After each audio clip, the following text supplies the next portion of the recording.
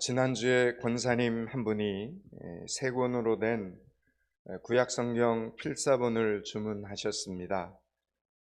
은혜가 되었습니다. 올해도 포항믿음교회 성도들은 말씀이 생명이 되는 교회라는 표어를 붙잡고 열심히 성경을 읽고 쓰고 필사를 하고 있습니다. 성경을 읽을 때는 성경책에 쓰여진 문자적인 뜻을 기본적으로 생각하면서 읽어야 하지만 그보다도 더 중요한 것은 하나님께서 이 성경책을 통해서 내게 말씀하시는 것은 무엇인가를 생각하면서 읽어야 합니다. 모든 책에는 그 책을 쓴 사람이 그 책을 쓴 의도와 목적이 있기 때문입니다. 오늘 우리가 읽은 이 본문 말씀에서도 하나님께서는 사도 바울을 통해서 우리에게 분명히 말씀하시는 것이 있습니다. 그것이 무엇인가를 분명히 깨닫는 은혜가 여러분에게 있기를 축복합니다. 디모데전서는 사도 바울이 에베소 교회에 그 당시 지도자로 세운 아직 어린 디모데에게 쓴 편지입니다.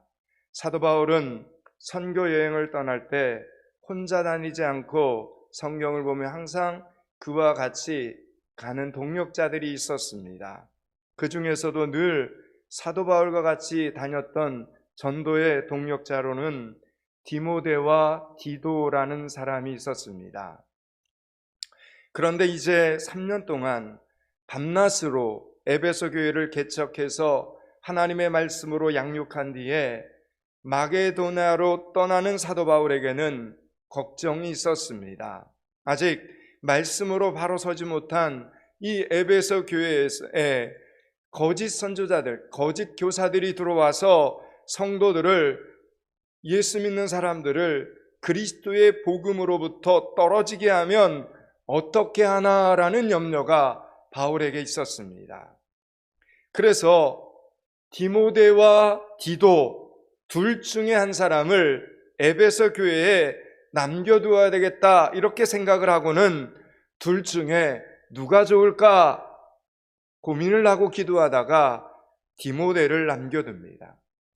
그리고 사도 바울은 성령의 인도하심으로 인해서 마게도냐 선교를 떠납니다. 오늘 저와 여러분이 읽은 이 디모데전서는 사도 바울이 에베소 교회의 나이 어린 목회자 디모데에게 바른 목회 지침을 알려주기 위해 기록한 서신입니다. 목회 서신입니다. 오늘 본문을 보면 사도 바울의 그런 염려가 그냥 노파심에서 나온 것이 아니라는 것을 알 수 있습니다. 실제로 에베소 교회는 이 당시에 거짓 교사들의 잘못된 복음으로 인해서 많은 유혹을 받고 있었습니다. 이것을 보면 하나님께서 목회자들에게 걱정과 염려를 주실 때 특히 교회와 성도에 대한 어떤 마음을 주실 때 불필요한 마음을 주시는 것이 아닙니다. 미리 알고 있으라고 주시는 것입니다. 대비하라고 주시는 마음이라는 겁니다. 오늘 본문 1절을 우리 천천히 한 번만 읽겠습니다. 1절입니다. 그러나 성령이 밝히 말씀하시기를 후일에 어떤 사람들이 믿음으로 떠나 미혹하는 영과 귀신 가르침을 따르리라 하셨으니 아멘. 후일에라는 이 말은 좀 막연하게 어느 날이란 느낌도 있지만 여기서 말하는 후일에는 예수님이 다시 오시는 그날에라는 뜻입니다. 여러분, 예수님께서는 이미 한 번 오셨죠. 2000년 전 아기 예수님으로 이 땅에 오셨습니다. 여러분, 그 사건을 신학적인 용어로 초림이라고 이야기를 합니다. 예수님께서는 아기 예수님으로 오셔서 십자가에서 죽으시고 부활하사 하늘 아버지에게 가셨습니다. 그리고 다시 오신다는 약속을 하셨습니다. 이것을 우리는 재림이라고 부릅니다. 그래서 우리는 다시 오실 예수님을 기다리면서 우리에게 주어진 시간, 우리에게 주어진 삶을 충성스럽게 살아가고 있는 것입니다. 그러므로 오늘 본문에 나온 9일에 어떤 사람들이 믿음에서 떠나 미혹하는 영과 귀신의 가르침을 따를 것이라. 이 말씀은 비단 에베소 교인들에게만 해당되는 것이 아니라는 겁니다. 다시 오실 예수님을 기다리면서 오늘도 믿음을 지키는 모든 성도들에게 이 말씀이 해당된다는 것입니다. 그러니까 우리 포항 믿음교회 성도들에게도 해당되는 말씀이고 저와 여러분에게도 해당되는 말씀이라는 것입니다. 후일에 예수님께서 다시 오시는 그 종말의 시간에는 거짓 선지자들과 미혹하는 영들과 이단들이 계속해서 일어나게 된다라는 겁니다. 이런 것들이 오늘날 교회 안으로 들어와서 성도들을 무너뜨리고 교회를 혼란하게 하는 시도를 끊임없이 해오고 있다라는 것입니다. 여기에 무너지는 교회와 성도들이 얼마나 많은지 모릅니다. 여러분, 저들의 목적은 무엇입니까? 어떻게 하든지 하나님의 자녀들을 예수 그리스도로부터 떨어지게 하는 것이 저들의 목적입니다. 모든 시대마다 여러분, 이런 위기는 계속 있어 왔습니다. 여러분, 그러나 그 위기를 뒤집으면 기회가 될 수 있음을 믿으셔야 됩니다. 우리의 삶 속에 이런저런 위기들이 있다는 것이 오히려 지나고 나면 우리에게 이런 것들이 오히려 영적으로 나를 건강하게 만들었구나라는 걸 깨닫게 됩니다. 가끔 하나님께서 우리가 느끼기에는 우리 교회나 성도들 개인을 위기 속으로 자꾸만 몰아넣는 것 같은데 그것은 하나님이 우리에게 더 영적으로 바로 설 수 있는 기회를 주시는 것입니다. 그래서 그런 위기들이 올 때마다 우리는 어떻게 해야 됩니까? 본질에 더 집중하는 성도와 본질에 더 집중하는 교회가 되어야 되는 것입니다. 5절을 보겠습니다. 5절 말씀을 같이 읽습니다. 하나님의 말씀과 기도로 거룩하여 지니라. 여러분, 이게 본질입니다. 본질. 이제 2절 말씀을 한 번 더 읽겠습니다. 2절입니다. 자기 양심이 화인을 맞아서 외식함으로 거짓말하는 자들이라. 아멘. 여기 이 화인이라는 것은 불도장을 찍는 것입니다. 특별히 짐승들에게 이것은 내 소유다라는 표시로 낙인을 찍는 것입니다. 이렇게 불도장을 찍으면 그곳의 껍질이 자꾸 벗겨집니다. 그러다가 마지막에 더 이상 벗겨지지 않는 그 자리가 딱딱하게 굳어지면서 감각이 사라집니다. 그래서 화인 맞았다 이 말은 감각이 없다 이런 뜻입니다. 여러분, 그런데 이 감각이 없다는 이 말은 무서운 말입니다. 손가락이 예를 들어서 바늘에 찔렸는데 그래서 피가 나는데 아프질 않습니다. 여러분, 손가락이 바늘에 찔리면 아파야 정상입니다. 그런데 감각이 없다면 어떻습니까? 위험한 겁니다. 영적인 화인을 맞은 대표적인 사람이 출애굽기에 나오는 바로왕입니다. 바로왕. 그는 완악했습니다. 하나님의 말씀을 철저히 거부합니다. 하나님께서는 그를 완악한 상태로 버려두십니다. 여러분, 이 세상에서 가장 무서운 벌이 하나님께서 누군가를 그냥 버려두는 겁니다. 그냥 네 마음대로 해봐라. 양심에 화인 맞은 상태로 그 사람을 그냥 하나님이 그냥 내버려 두는 것입니다. 여러분, 우리는 기본적으로 죽음 아래에 있는 자들인데, 죄 때문에 죽음 아래에 있는 자들인데 죽은 상태로 그냥 하나님이 뭘 하든지 그냥 내버려 두는 것입니다. 내 마음대로 살라고 내버려 두는 것, 여러분, 이것이 가장 끔찍한 형벌 중의 형벌입니다. 혹시 하나님께서 여러분의 삶에 자꾸 어떤 양심의 가책을 주시고 내가 이렇게 살면 안 되는데, 내가 하나님 앞에 잘 살아야 되는데, 이런 마음을 주시고 믿음에 대해서 계속해서 고민하게 하시고 괴롭고 그것 때문에 고민이 되고 그것 때문에 여러분도 모르는 사이에 끙끙거리는 여러분, 그런 모습들이 여러분 안에 있습니까? 하나님께서 지금 여러분을 버려두시지 않았다는 증거입니다. 그러므로 어떤 위기가 찾아오거든 더욱더 본질에 집중하시기 바랍니다. 하나님 앞에서 거룩한 예배자가 되시기 바랍니다. 말씀이 생명이 되는 자리로 더 열심히 달려 나오시기 바랍니다. 5절을 한 번만 더 읽겠습니다. 5절입니다. 하나님의 말씀과 기도로 거룩하여짐이라. 아멘. 3절 말씀을 읽겠습니다. 3절입니다. 혼인을 금하고 어떤 음식물은 먹지 말라고 할 터이나 음식물은 하나님이 지으신 바니 믿는 자들과 진리를 아는 자들이 감사함으로 받을 것이니라. 아멘.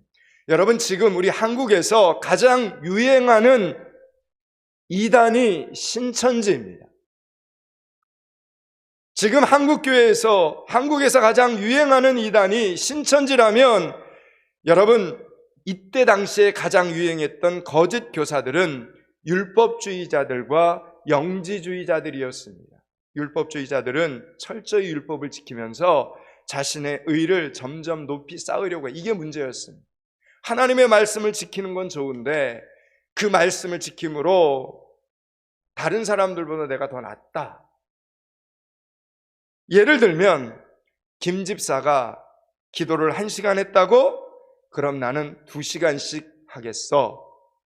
속내면이 아니라 겉으로 드러나는 경건에 저들은 엄청 신경을 썼습니다. 하나님의 뜻을 알고 믿음을 지키기 위한 기도가 아니었습니다. 그냥 사람들 눈에 보기를 위한, 사람들 눈에 그냥 보이기 위한 기도, 사람들의 칭찬을 받기 위한 기도, 이런 기도를 드렸다는 겁니다. 여러분, 이건 기도가 아닙니다. 그냥 율법입니다.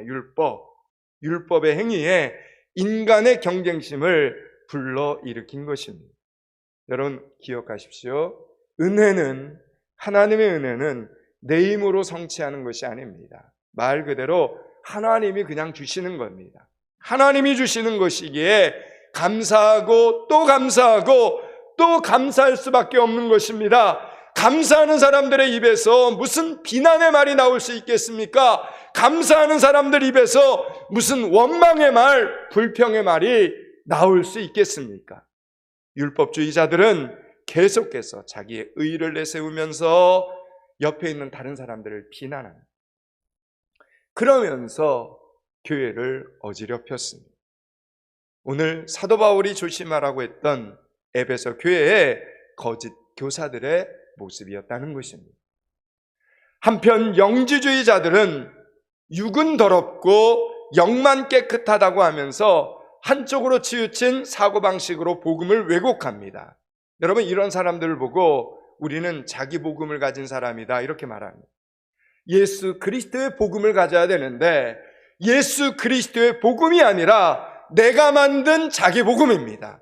인간은 육체를 안고 살고 있는데 어떻게 거룩하기만 할 수 있느냐? 그냥 육체가 원하는 대로 살자라고 주장하는 사람이 있는가 하면 육체는 더럽고 영만 깨끗하다고 주장하면서 세상과 동떨어져 살라고 했습니다. 그래서 병원도 가지 말고 약도 먹지 말고 마스크도 쓰지 말고 오직 기도만 하면 된다는 것입니다.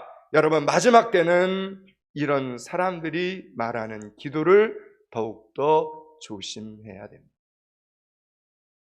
여러분, 기도는 기독교에만 있는 게 아니죠. 모든 종교에도 있는 행위입니다. 불교에도 기도가 있고 이슬람교에도 기도가 있고 샤머니즘에도 기도가 있습니다. 아무데나 물 한 컵 떠놓고 비나이다 하는 기도는 성경에서 하나님이 말씀하시는 기도가 아닙니다.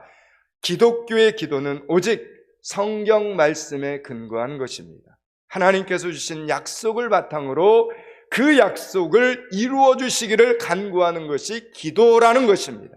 여러분, 그러면 그 약속이 어떤 약속입니까? 예수님이 십자가에서 나 대신 모든 죄를 대속하셨기에 그를 믿는 사람들이 하나님의 자녀가 되는 은혜를 받게 됐습니다. 그러므로 하나님의 자녀가 하나님 아버지께 기도를 하는 것입니다. 영지주의자들은 항상 자기가 생각하는 복음이 따로 있었습니다. 예수 그리스도의 복음이 아니라 김 집사님의 복음, 박 집사님의 복음, 또 이 집사님의 복음, 교회마다 포항교회 복음, 부산교회 복음, 서울교회 복음, 이렇게 각자 자기가 고집하는 복음이 따로 있어서 자기들과 같지 않으면 그냥 틀렸다, 이렇게 판단을 내린 겁니다. 아니다라고 정죄를 하는 것입니다. 그러면 결국 어떻게 됩니까? 교회가 갈라지게 되는 것입니다. 여러분, 교회가 갈라지면 많은 성도들이 시험에 들어서 예수 그리스도에게서 떨어져 나가게 됩니다. 여러분, 이것이 바로 거짓 교사를 이용한 원수마귀의 최종 목표라는 것입니다. 여기에 속아 넘어가서는 안 됩니다. 자기가 가장 복음을 잘 알고 있다고 자기 복음만 주장하다가 결국 원수마귀의 하수인 역할을 하는지도 모르고 그렇게 쓰임을 받다가 가는 겁니다. 여러분, 이 당시 에베소는 우상의 도시, 철학의 도시였습니다. 항상 새로운 학문과 새로운 문화와 새로운 지식에만 저들은 관심이 많았습니다. 그래서 사도 바울이 3년 동안 열심히 하나님의 복음을 가르쳤지만 자기가 떠나고 나면 얼마 지나지 않아서 또 새로운 사상과 새로운 신앙이 입술일 게 불보듯 화냈습니다. 그래서 디도와 디모데 중에 하나님의 말씀에 그래도 강점이 있는 디모데를 에베소 교회의 지도자로 세운 겁니다. 사도 바울에게는 여러 동력자들이 있었고 그들마다 다 장점들이 있었습니다. 디모데와 항상 같이 데리고 다녔던 디도는 사도 바울이 그레데 섬의 교회를 맡깁니다. 그레데 섬은 사도 바울이 목회 경력 중에 가장 힘든, 가장 험악한 세월을 보낸 곳입니다. 바닷사람들이었습니다. 특히 섬 사람들의 특징대로 거칠고 고집스럽고 자기 마음대로 하려고 하는 경향이 아주 강했습니다. 그래서 병약하고 소심한 디모데보다는 잘 참고 잘 견디고 잘 품을 줄 아는 디도를 그레데 섬에 바울은 남겨둔 것입니다. 두 사람 다 소중한 하나님의 자녀요, 사도 바울의 동력자요, 그리스도의 용사였지만 성격과 장점이 달라서 쓰임받는 부분이 달랐습니다. 사실 디모데는 지도자가 되기에는 적합한 성격은 아니었습니다. 왜냐하면 그는 많은 성서학자들이 내성적이었다고 합니다. 그리고 소극적이었습니다. 소심했습니다. 그러나 디모데에게는 복음에 대한 바른 이해와 해석과 영적 분별력이라는 장점을 가지고 있었습니다. 때문에 사도 바울은 자기를 대신해서 에베소 교회를 잘 지켜내고 바른 말씀으로 성도들을 양육할 수 있을 것이라고 판단을 내린 것입니다. 한 사람이 모든 것을 다 할 수는 없지 않습니다. 다 잘할 수는 없지 않습니다. 지금 사도 바울은 디모데의 무엇을 보고 에베소 교회의 지도자로 세우고 있는 것입니까? 그가 가진 리더십이었습니까? 아니면 그가 가진 능력이었습니까? 아닙니다. 내 복음, 네 복음, 김집사 복음, 박집사 복음 등등 수많은 변질된 복음이 판을 치는 에베소 교회에서 예수 그리스도에 대한 바른 복음에 대한 이해력이 가장 뛰어난 점을 보고 디모데를 선택했다는 것입니다. 에베소 교회는 디모데가 꼭 필요한 사람이었던 것입니다. 하나님께서는 성도들마다 장점을 주셨습니다. 물론 약점도 있습니다. 그러나 하나님께서는 약점이 아닌 장점을 통해서 일하십니다. 디모데는 평생 위장병이 있었습니다. 골골했습니다. 내성적인 사람들이 잘 걸리는 만성질병 위장병이 있었습니다. 오죽하면 디모데전서 5장 23절에 보면 내 위장과 자주 나는 병을 위하여 포도주를 조금씩 쓰라고, 치료 목적으로 쓰라고 사도 바울이 조언을 할 정도였습니다. 그러나 하나님께서는 사도 바울을 통해서 디모데를 존귀하게 세워가셨습니다. 디모데는 이 당시에 온갖 철학이 뒤섞여져 있고 새로운 지식이 유행하고 난무하는 이 에베소라는 도시에서 에베소 교회를 맡아서 하나님의 말씀을 분명히 가르쳤습니다.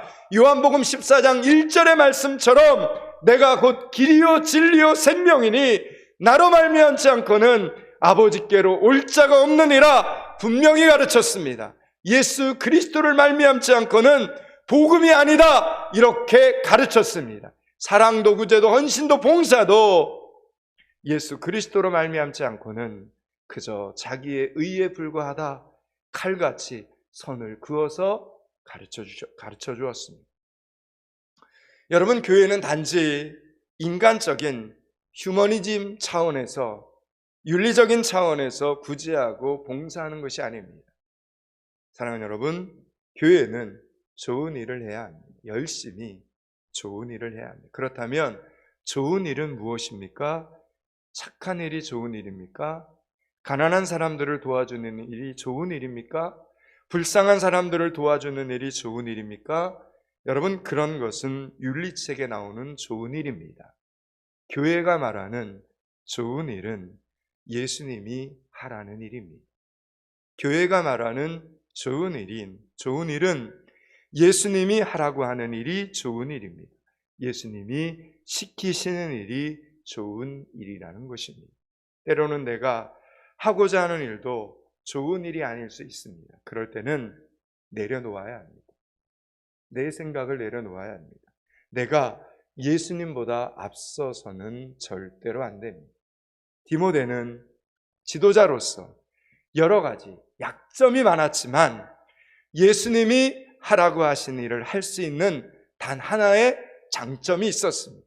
그 일을 위해 쓰임받았습니다. 그래서 디모데는 결국 좋은 일꾼이 되었습니다. 6절 말씀을 읽겠습니다. 6절을 같이 읽습니다. 내가 이것으로 형제를 깨우치면 그리스도 예수의 좋은 일꾼이 되어 믿음의 말씀과 내게 따르는 좋은 교훈으로 양육을 받으리라. 아멘. 여러분, 이 글은 사도 바울이 디모데에게 쓴 편지입니다. 서신입니다. 그런데 사도 바울이 디모데에게 누구를 깨우치라 이렇게 지금 말하고 있습니까?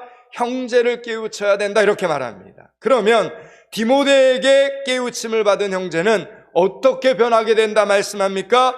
그리스도 예수의 좋은 일꾼이 된다 이렇게 지금 바울은 디모데에게 말을 하고 있는 것입니다.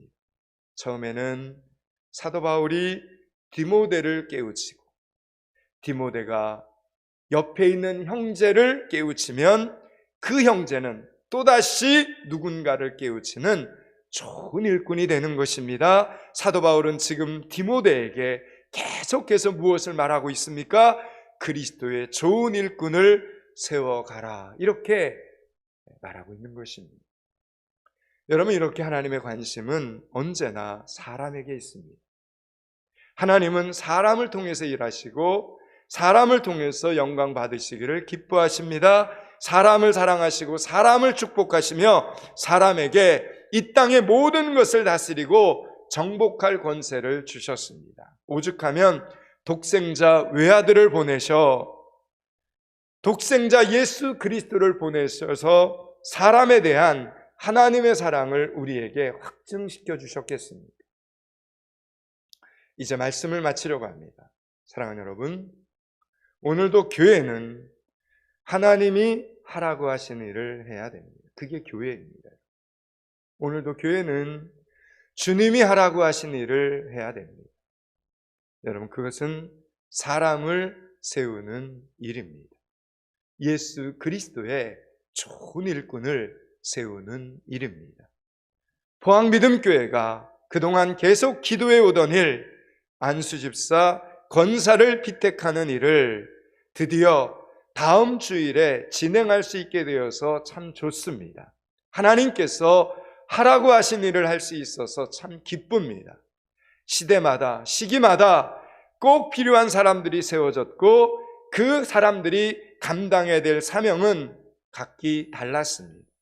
먼저 세움받은 장로님들과 권사님들이 해야 될 사명이 있고 새로 세움받는 피택자들이 해야 될 사명이 있습니다. 각자 주신 장점을 통해 예수님이 하라고 하신 일들이 포항믿음교회를 통해 계속해서 아름답게 진행될 수 있기를 축복합니다. 믿음의 선배들로부터 전해온 예수 그리스도의 이 복음이 우리를 통해 다음 세대들에게도 계속해서 전해질 수 있기를 주님의 이름으로 축원합니다. 기도하겠습니다. 하나님, 이번 한 주간도 말씀이 생명이 되어 좋은 일꾼을 세워가는 교회와 성도들이 되게 하여 주시옵소서. 예수 그리스도의 아름다운 복음을 계속해서 주변 사람들에게, 다음 세대들에게 잘 전달하는 믿음의 성도들이 되게 하여 주시옵소서. 예수 그리스도 이름을 받들어 기도드리옵나이다. 아멘.